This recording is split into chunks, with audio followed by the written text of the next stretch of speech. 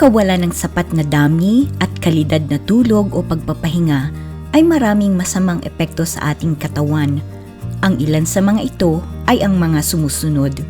Number 1. Pagkakaroon o paglala ng insulin resistance na magreresulta sa pagtaas ng blood sugar level. Paano nga ba ito nangyayari?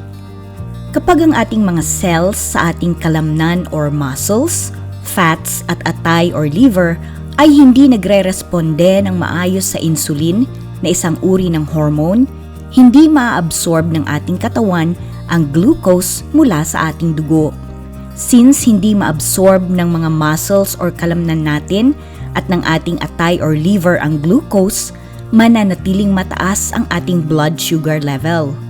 Ang taong palagi ang walang maayos na tulog ay may mas mataas na tsansang magkaroon ng type 2 diabetes mellitus. Number 2. Ang taong palagi ang walang sapat na tulog ay mas at risk din na makaranas ng mga pananakit or pain sa kanyang katawan. Ito yung tinatawag na increased pain sensitivity sa salitang Ingles. Kung ang isang tao ay may chronic medical condition, halimbawa, ay kung siya ay may osteoarthritis, posibleng mas matinding pain ang kanyang maranasan. Or kung ang isang tao naman ay may acute na medical condition tulad ng trangkaso, pwedeng mas mataas ang pain level niya. Para masukat natin ang degree or antas ng sakit na nararanasan ng isang tao, maaari tayong gumamit ng isang numerical pain scale. Ito ay gumagamit ng numbers or numero mula 0 to 10. 0 kung wala siyang sakit na nararamdaman, 4 or 5 kung moderate ang sakit nito, at 10 naman kung matindi or severe ang nararanasan niyang sakit or pain. Mahalagang nalalaman natin ang level ng sakit na nararamdaman ng isang pasyente sapagkat ito ay magbibigay sa atin at sa mga doktor or nurses ninyo ng clue kung anong nararapat na gamot ang kinakailangang ibigay sa kanya.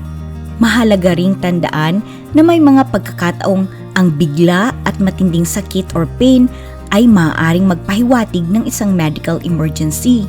Halimbawa ay kung ang isang tao ay biglang nakaranas ng matinding pananakit or paninikip ng kanyang dibdib at hirap sa paghinga na may kasamang pagkahilo, mabilis na tibok ng puso at pagpapawis.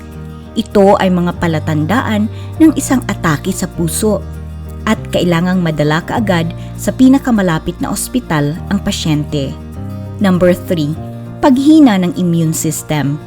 Ang hindi sapat na oras at kalidad ng pagtulog ay makakapagpahina rin ng kakayanan ng katawan na labanan ang mga sanhi ng pagkakasakit tulad ng viruses at bacteria.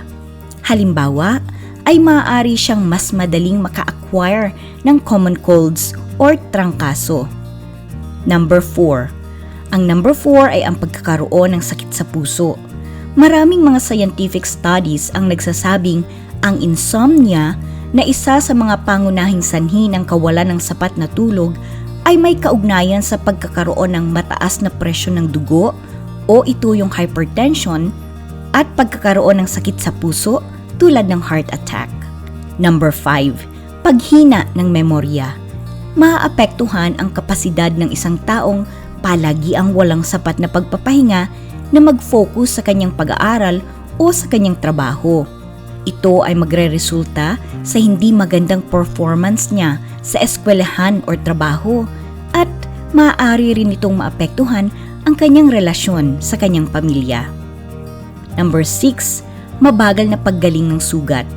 Marami ring scientific na pag-aaral ang nagsasabing mahalaga ang sapat na tulog para madaling gumaling ang mga sugat sa katawan.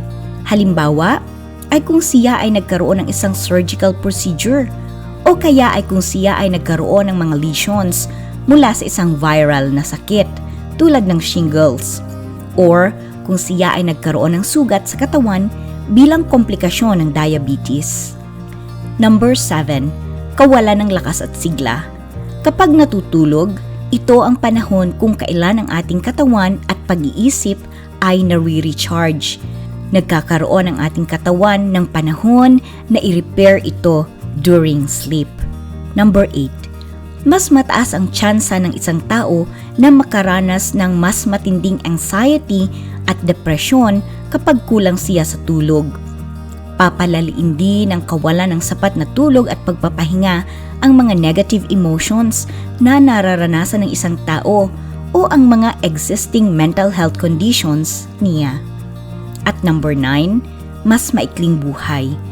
Ayon din sa ilang mga scientific studies, ang poor sleep habits ay maaaring magpalala ng medical problems ng isang pasyente at pwede itong magresulta sa maagang pagpapahinga sa buhay.